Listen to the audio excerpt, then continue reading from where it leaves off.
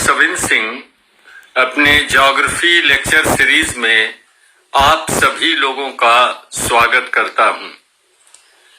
मेरे को इलाहाबाद आए 5 दिन हो गए हैं और मैं धीरे धीरे अपने फ्लैट में व्यवस्थित हो रहा हूं।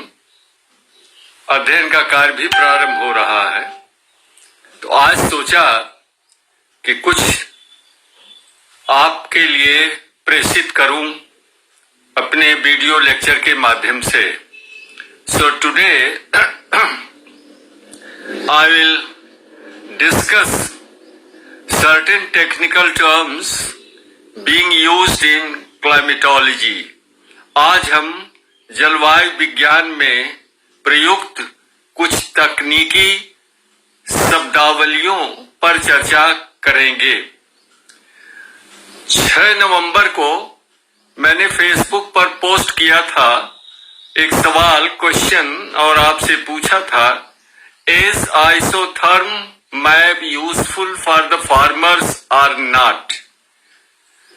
If yes then why, if not then why? ये मैंने प्रश्न पूछा था आपसे कि क्या समताप रेखा मानचित्र किसानों के लिए उपयोगी होगा?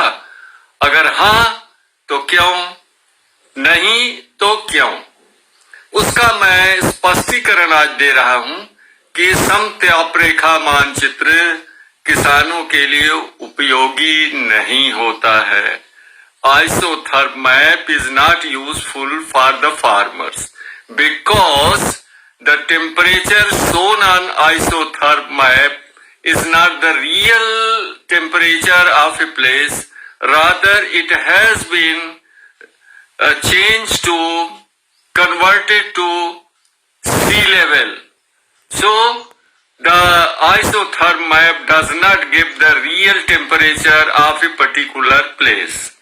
तो समताप रेखा मानचित्र से किसी भी स्थान विशेष के वास्तविक तापमान का पता नहीं चलता है, क्योंकि समताप रेखा उस स्थान के समुद्र तल पर क्या तापमान होगा इसे दर्शाते हैं। मैं एक उदाहरण लेता हूं। मान लीजिए कोई ए स्थान है और वो 2000 मीटर की ऊंचाई पर है और उसका तापमान 20 डिग्री सेंटीग्रेड है, असली तापमान। अब समताप रेखा मानचित्र पर क्या होगा? आप जानते हैं कि जैसे हम नीचे जाते हैं, उतरते हैं तो तापमान बढ़ता है normal life rate 6.5 degree Celsius पर 1000 मीटर के हिसाब से। तो समुद्र तल पर उस स्थान का तापमान होगा 20 + 13 मीनिंग thereby 33 डिग्री सेल्सियस। तो ये स्थान का असली तापमान 20 डिग्री सेंटीग्रेड है, जबकि समुद्र तल पर वो दर्शाया गया है 33 डिग्री सेल्सियस।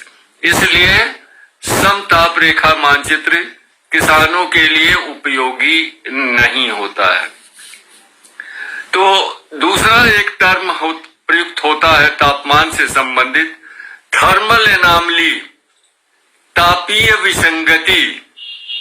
तो किसी अमुक अक्षांश पर स्थित किसी स्थान के तापमान और उस अक्षांश के औसत तापमान के बीच जो अंतर होता है उसको थर्मल एनॉमली या तापीय विसंगति कहते हैं।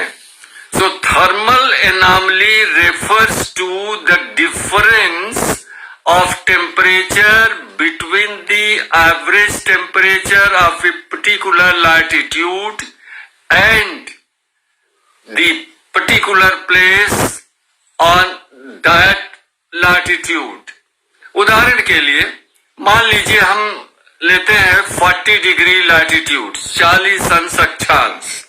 तो 40 अक्षांश का औसत तापमान है मान लीजिए 30 डिग्री सेंटीग्रेड और उस अक्षांश पर स्थित एक स्थान का तापमान है 35 डिग्री सेंटीग्रेड। तो दोनों का अंतर कितना हुआ? 35 minus 30 means 5 degree. So this difference of temperature is called thermal anomaly. और ये तापीय विसंगति दो तरह की होती है. अब 2 types, positive thermal anomaly and negative thermal anomaly. जब अमुक स्थान का तापमान उसके अक्षांश के तापमान से अधिक होता है तो ये धनात्मक जो है तापीय विसंगति होती है. और जब अमुक स्थान का तापमान उस अक्षांश के औसत तापमान से कम होता है तो इसे कहते हैं ऋणात्मक या negative thermal anomaly. When the temperature of a particular place is higher than the average temperature of that latitude, particular latitude, then it is positive thermal anomaly. And if the temperature of a particular place is less than the average temperature of that particular latitude, then it is called negative thermal anomaly. And the line joining the places of equal thermal anomaly are called isomorphous lines. और सभी समान तापीय विसंगति वाले स्थानों को मिलाने वाली कल्पित रेखा को समविसंगति तापमान रेखा कहते हैं. नेक्स्ट टर्म आता है क्लाइमेटिक ओसिस, जलवायु नखलिस्तान.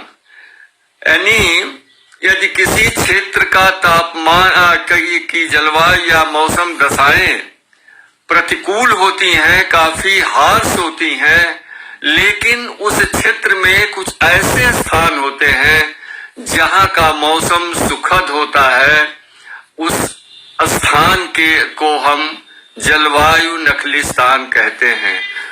Climatic Oasis refers to a place having comfortable weather in a particular region of very harsh weather conditions.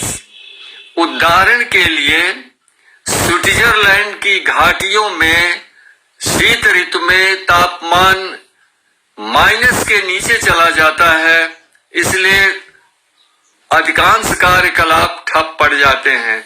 लेकिन फोयन हवा के आने पर कुछ क्षेत्रों का तापमान अचानक बढ़ जाता है, मौसम सुहाना हो जाता है और वहां पर tourist industry, hotel industry, restaurant इत्यादि खुले रहते हैं, आबाद होते हैं. इसे हम क्लाइमेटिक ओसिस कहते हैं.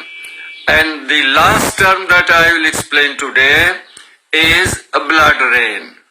The sirocco is a local wind that blows from northern Sahara to Italy, and while blowing from over Saharan desert, it picks up red sands, and while blowing over Mediterranean Sea, it picks up moisture, and then after striking relief barrier, it yields sufficient amount of rainfall in Italy, and the red sands settle down with the rains from a distant place. It appears as if there is a blood rain.